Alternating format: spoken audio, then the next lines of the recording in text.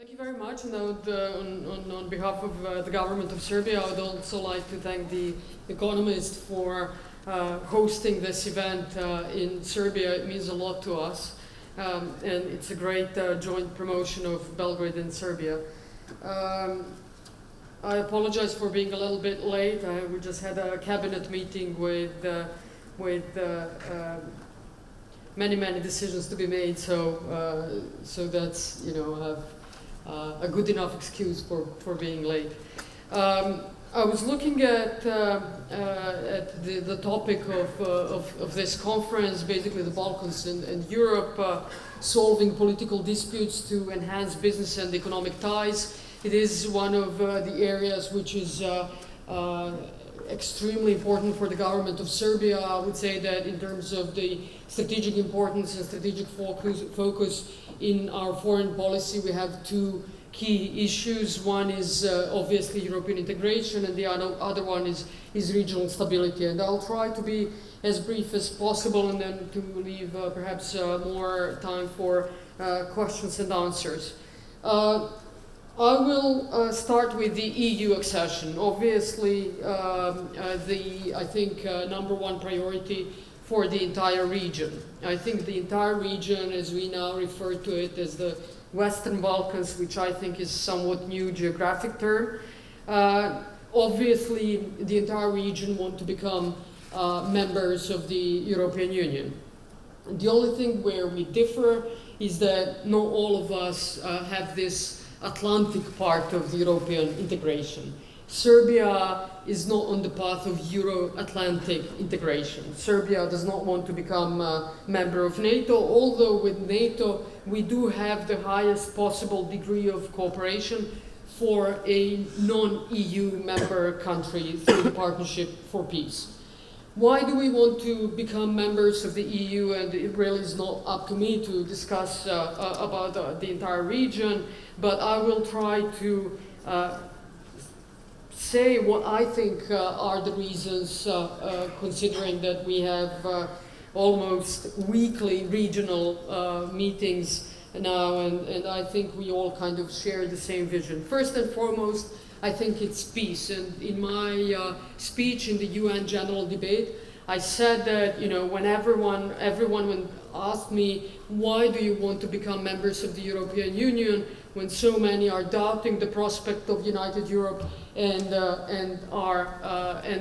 some of the EU member countries are leaving EU, I think that we are clear in that EU is first and foremost a peace project.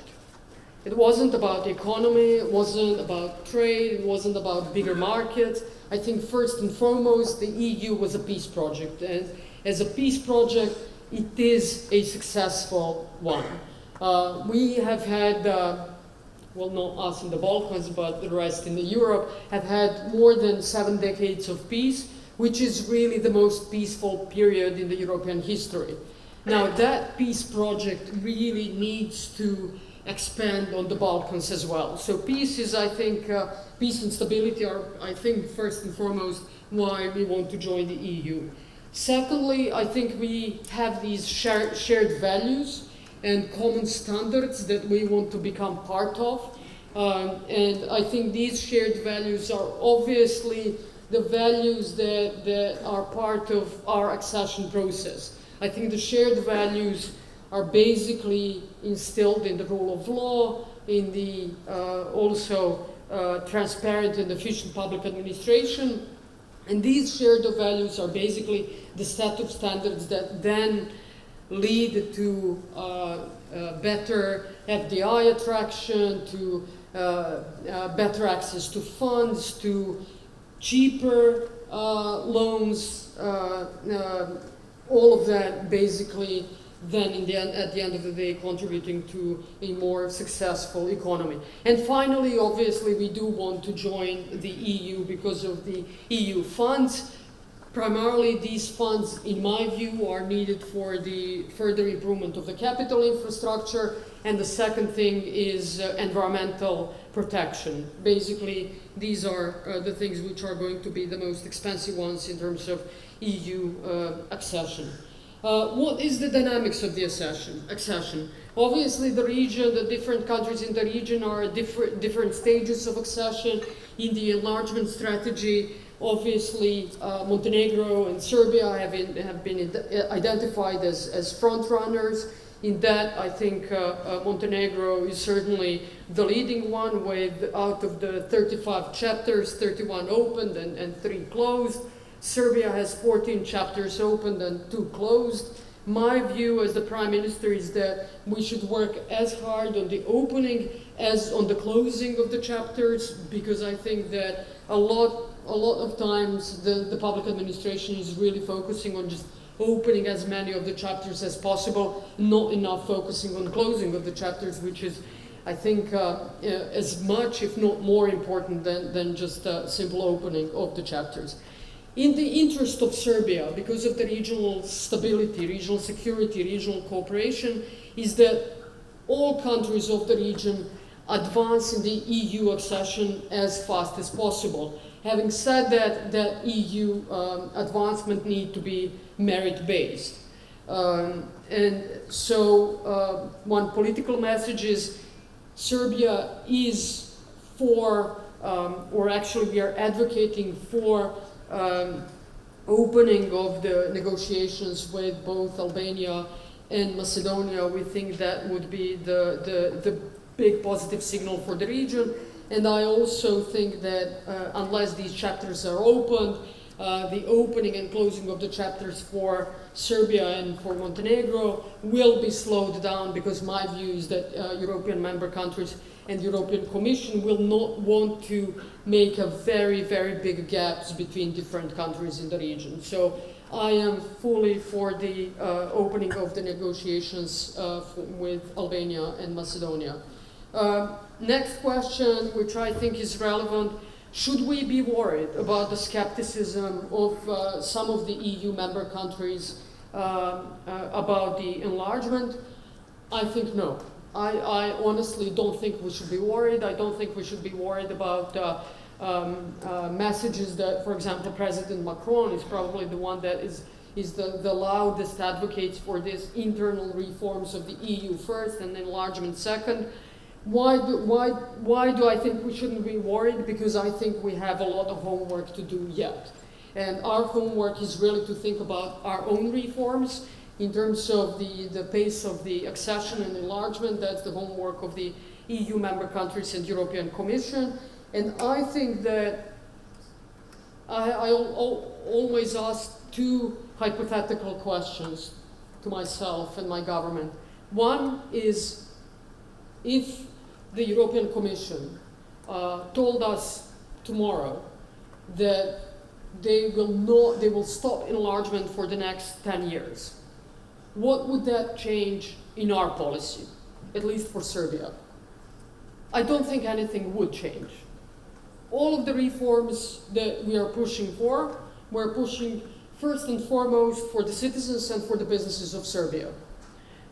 We want to have macroeconomic stability. We want to be able to implement, we want to continue with the structural reforms in economy, because we want to have fiscal discipline. We want to continue going the way we were going for the past 4 years. In terms of public administration reforms, we want to have efficient, transparent public administration that in its efficiency and its transparency fights against corruption. We want to have that kind of a public administration for our citizens and for our businesses.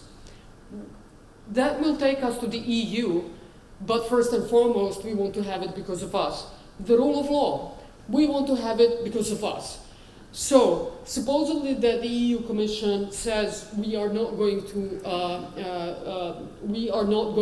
enlarge, we are not going to have any new members in the next 10 years. I think that the day after, the Serbian government will continue with the same reforms, with the same focus, the same pace, as if they said you will actually join the EU in 2025. At the end of the day, the sooner we implement the reforms, the more benefits we will have for our businesses, for our investors, for for our banks, for our citizens, all of it. So we will be able to reap the benefits of these standards sooner. Second hypothetical question for me is if the EU tomorrow morning says Serbia can now become a member of the EU, would I, as the Prime Minister, say yes? No, I would not, because we are not ready. Because once you join the EU, if you really want to join the EU as a strong country, if you want to join EU for the benefit of your own citizens and businesses, and also for the benefit and strengthening of that club, you want to be strong enough. You want to be competitive enough. You would want to complete your reforms before joining the EU. So I think the time for that EU accession is the right time for you to strengthen your own economy, your own agriculture, your own rule of law, your own public administration, because if you join the EU without that, your agriculture will be weaker because it won't be able to compete. Your economy will be weaker because it will not be able to compete. So, in my view, I think that joining EU before one is ready is a lose-lose situation. I think it's a lose situation for that country, and I think it's a lose situation for the EU. So I think that our focus should remain on what we need to do and not on how fast the EU will enlarge. Having said that, I have to say that in Serbia's interest is to join as soon as possible. Having said that, it means that in our interest is that we have the reforms implemented as fast as possible. And I hope that it will be 2025. But if it's not 2025, it's not the end of the world. I think that EU is, as club of the nations that we want to join, is a club of reasonable countries. If you have a country, an aspiring member, which has implemented all of the reforms and is reaping the benefits of these reforms, then you will have EU as a club of reasonable countries which will actually say, well, perhaps these guys should join as well. So I'm not worried about the enlargement as such. Why is so this is in terms of EU integration. Why is regional cooperation and regional integration important? Because all of us, and Serbia being the biggest country in the region and the biggest market in the region of the Western Balkans, is still comparatively small. So whatever regional instabilities we might have, they will undoubtedly impact Serbia, regardless of Serbia's political, economic, social stability and the reforms. And so I think that currently Serbia has vested interest in the regional stability. We've gone through very, very, very difficult 4 years of fiscal consolidation measures, to the point that we had to even cut pensions in order to reach this fiscal stability. Finally, we are actually seeing the results of these fiscal consolidation measures. But all of the potential results of the fiscal consolidation measures can be maximized only if the region is stable, and also, what is also extremely important for our region, is if the region is perceived as stable. Any perception of instability will mean fewer investors, will mean more expensive money, because that risk will be built in the interest rates. So I think we have a vested interest in the regional stability. We want the region to be stable, and we want the region to be perceived as stable. Why else? We need easier flow of people, goods, and services in the region. And that especially because we need to reduce costs of logistics, and we need to boost our export value. Unbelievably, I have to say that logistical costs in the region are about 16% of our GDP, which is twice the average of European Union or the US. which is 8%. So exactly twice the average. These are some of the things that regional cooperation, the practical links within the region, will actually contribute to our GDP growth, our export values, in general, our investment attraction as well. And finally, we are each other's key markets. And sometimes we don't really understand that well. EU is our key market, but if you look at the region, actually the best example is to just say that, and I often use this example, so you've probably heard it before, Serbia's exports to Bosnia and Herzegovina are bigger than Serbia's exports to US, Russia, and China combined. Meaning that we have that our similarities are much, much greater than our differences. And the brands that we have since the former Yugoslavia times are still some of the favorite brands in the region, which is why our regional markets are one of our most important markets. What kind of regional cooperation we are working on? I think the best example, obviously, and the best driver of the regional cooperation is the Berlin process. To be very, very brief, we basically have three key pillars of regional cooperation. One is connectivity agenda, and that is working basically on infrastructure connectivity in roads, in railways, and energy connectivity. Serbia invests a lot. I think we've, in the past, if I'm not mistaken, 4 years or less, we've invested more than 850 million euros only in regional interconnectivity. Our key projects are Corridor 10 to Macedonia and Bulgaria, Corridor 11 to Montenegro and Bosnia and Herzegovina. In terms of railways, the most important project is obviously the railway to Budapest, so Serbia-Hungary rail work. And in terms of energy, the most important one is the gas interconnector to Bulgaria, which will lead to gas diversification of Serbia. Second key pillar is regional economic area.